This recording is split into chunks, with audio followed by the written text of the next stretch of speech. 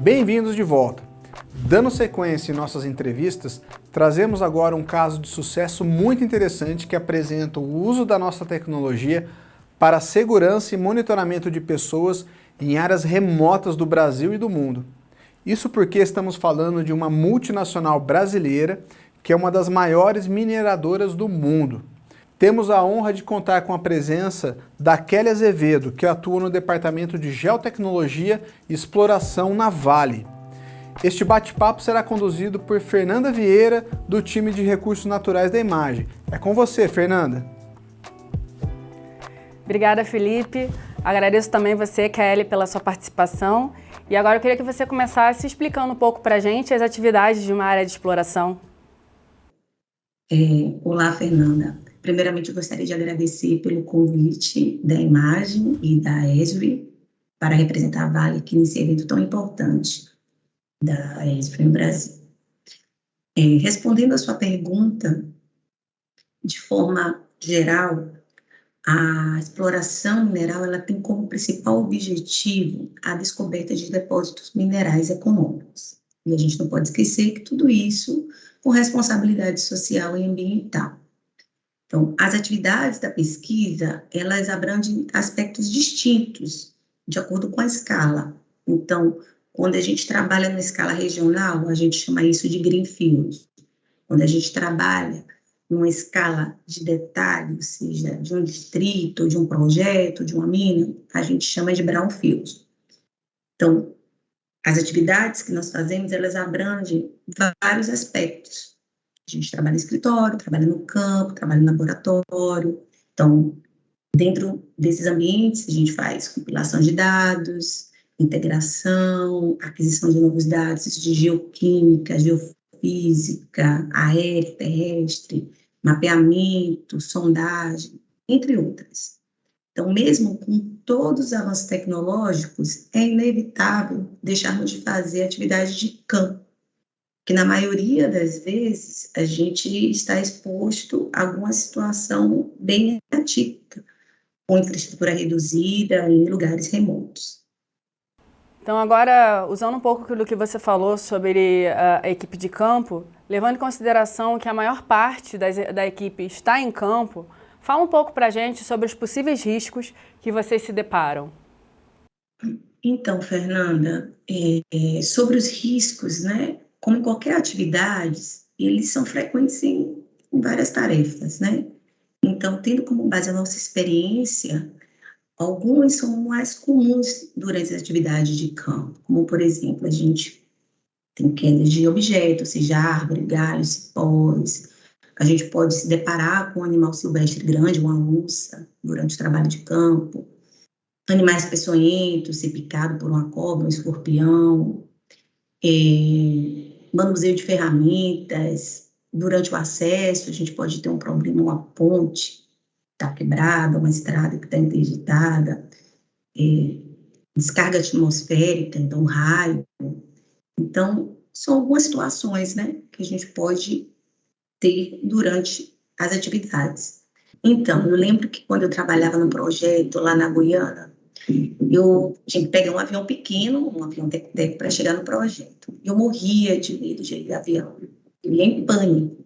E meu chefe na época falava que o menor perigo, né, que a gente estava correndo ali era do avião cair e não planar, porque com a copa das árvores seria bem tranquilo. E o grande problema que a gente teria era sobreviver na mata.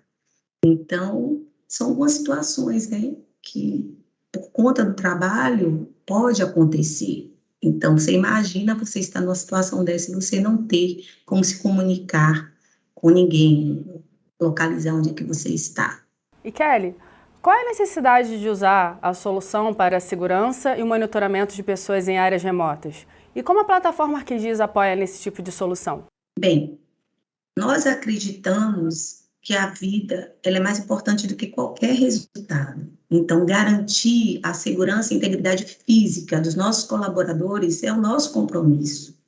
Então, a Vale ela tem como meta ser referência em segurança e não economiza esforços nem tecnologias para ajudar a atingir isso.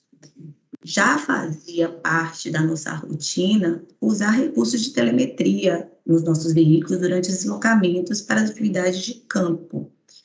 O que a gente fez de novo foi que a gente incorporou também na rotina rastreadores via satélite para auxiliar na localização e resgate, né, no caso de um acidente.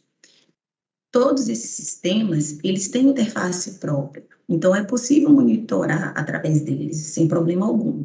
Mas então, por que nós buscamos uma alternativa da ESO? Então, a ideia inicial seria a integração entre sistemas, ou seja, centralizar a base de dados e complementar com outras variáveis importantes que mapeamos durante as atividades de campo, como, por exemplo, as condições das estradas, a situação das pontes, e com isso, nós podemos tornar o serviço mais dinâmico e inteligente.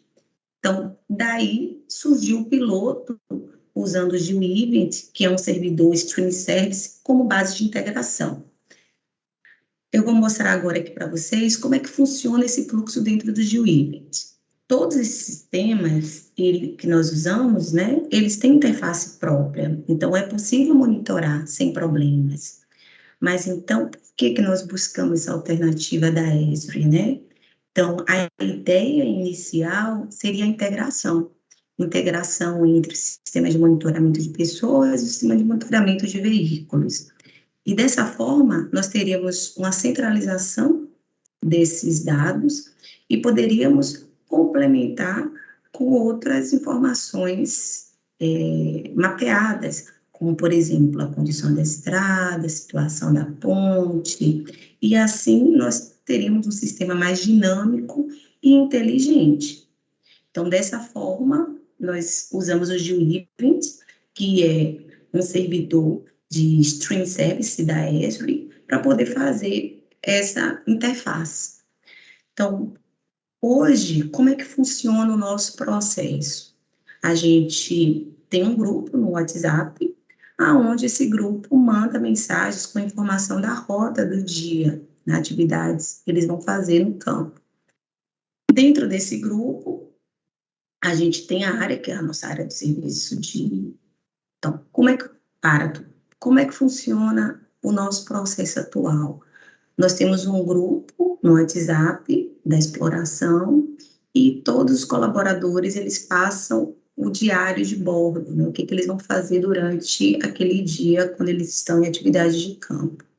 Então, isso é monitorado pela equipe do HSEC, aonde a gente tem os dispositivos lá, as telas das aplicações, tanto de monitoramento de pessoas como de veículos.